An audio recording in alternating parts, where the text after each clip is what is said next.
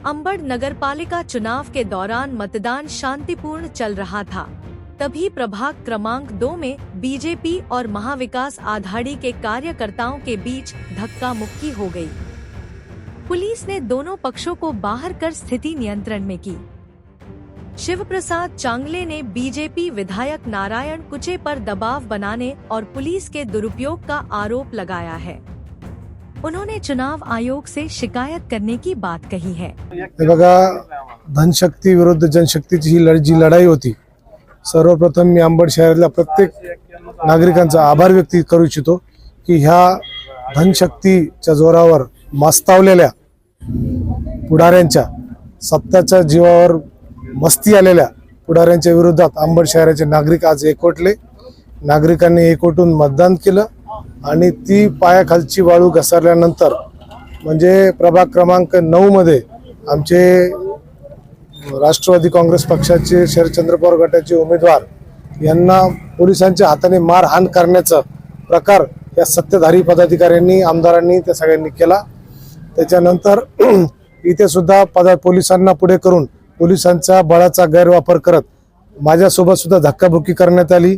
मला लोटलाट केली, ढकलण्याचा प्रकार केला आणि हे सगळे पोलीसवाले जे आहेत हे सत्ताधारी पुढाऱ्यांचे हे दलाल म्हणून काम करतात। हे प्रचंड दलालगिरी पोलीस प्रशासनाने लावलेली आहे आणि पोलीस प्रशासनाने आज नगरपालिकामध्ये भारतीय जनता पार्टीचा एक कार्यकर्ता म्हणून त्यांनी पोलीस प्रशासनाने काम केलेले। सुरुवातीला नेमका हा प्रकार काय होता, कशामुळे हा नेमका वाद झालेला? एक वयस्कर मतदाराला एक त्यांच्या घरातला नातू मतदान करायला घेऊन जात होता।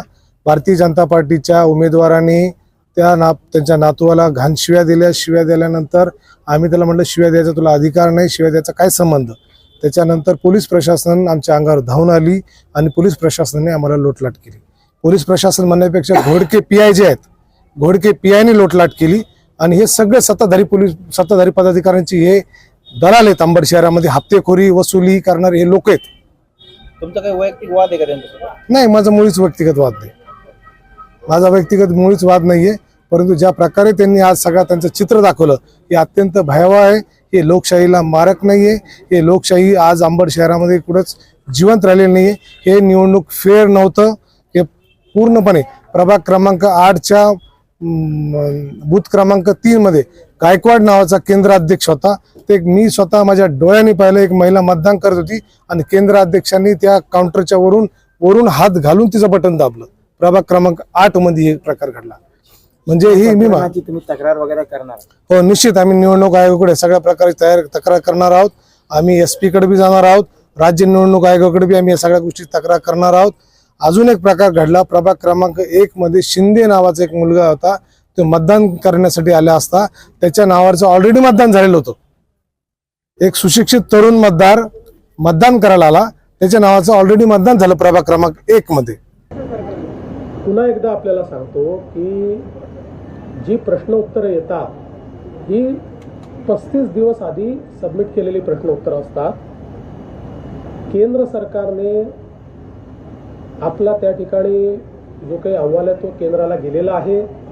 केंद्र सरकारने टीम देखील पाठवली, 2 वेळा टीम आपल्याकडे येऊन गेली।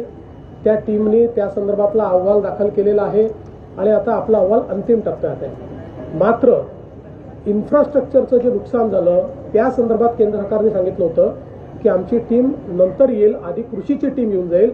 त्यामुळे इन्फ्रास्ट्रक्चरच्या संदर्भात जे काही नुकसान झालं आहे त्याची जी मदत आपल्याला घ्यायची आहे त्या संदर्भात त्यांची टीम अद्याप आलेली नाही। ती पुढच्या आठवड्यात अपेक्षित आहे। ती टीम आल्यानंतरच त्याचा अहवाल जाईल। कृषीच्या संदर्भातला आपला अहवाल गेलेला आहे।